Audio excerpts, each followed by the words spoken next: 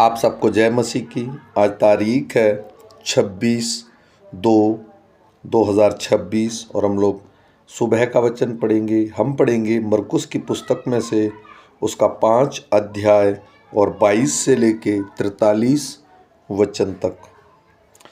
याईर नामक आराधनालय के सरदारों में से एक आया और उसे देखकर उसके पांव पर गिरा और यह कहकर उससे बहुत विनती की, मेरी छोटी बेटी मरने पर है, तू आकर उस पर हाथ रख कि वह चंगी होकर जीवित रहे।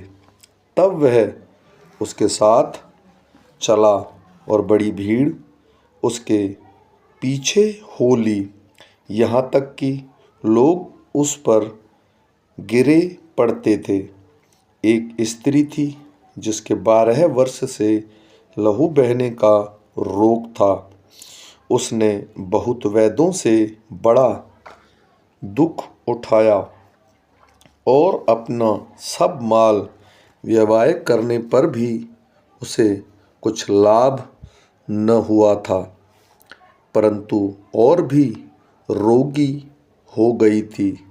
वह यीशु की चर्चा सुनकर भीड़ में उसके पीछे से आई और उसके वस्त्र को छू लिया, क्योंकि वह कहती थी, यदि मैं उसके वस्त्र ही को छू लूँगी तो चंगी हो जाऊँगी।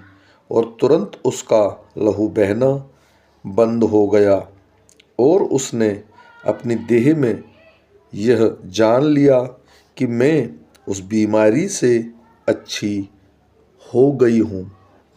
यीशु ने तुरंत अपने में जान लिया कि मुझसे सामर्थ निकली है और भीड़ में पीछे फिरकर पूछा, मेरे वस्त्र किसने छुआ?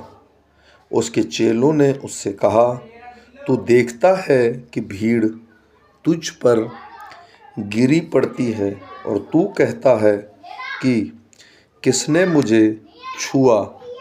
तब उसने उसे देखने के लिए जिसने यह काम किया था चारों ओर दृष्टि की। तब वह स्त्री यह जानकर कि मेरी कैसी भलाई हुई है, डरती और कांपती हुई आई और उसके पांवों पर गिरकर उससे सब हाल सच सच कह दिया। उसने उससे कहा, पुत्री, तेरा विश्वास ने तुझे चंगा किया है, कुशल से जा और अपनी इस बीमारी से बची रह।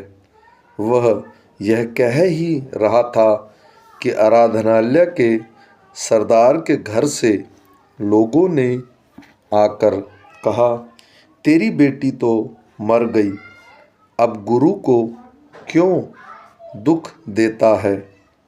जो बात वे कह रहे थे उसको यीशु ने अनसुनी करके आराधनालय के सरदार से कहा, मत डर, केवल विश्वास रख।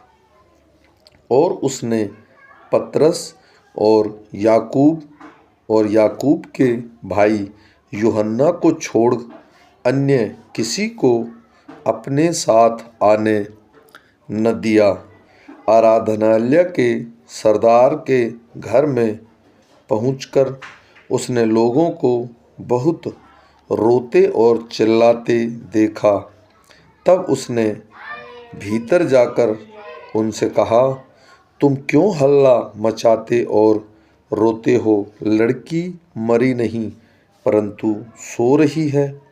वे उसकी हंसी करने लगे, परंतु उसने सबको निकालकर लड़की के माता पिता और अपने साथियों के साथ भीतर जहाँ लड़की पड़ी थी गया और लड़की का हाथ पकड़कर उससे कहा, तलीता कुमी, जिसका अर्थ है, हे लड़की, मैं तुझसे कहता हूँ उठ।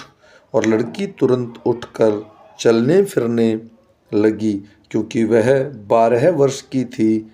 इस पर लोग बहुत चकित हो गए। फिर उसने उन्हें चिताकर आज्ञा दी कि यह बात कोई जानने न पाए और कहा, इससे कुछ खाने को दो। आमीन।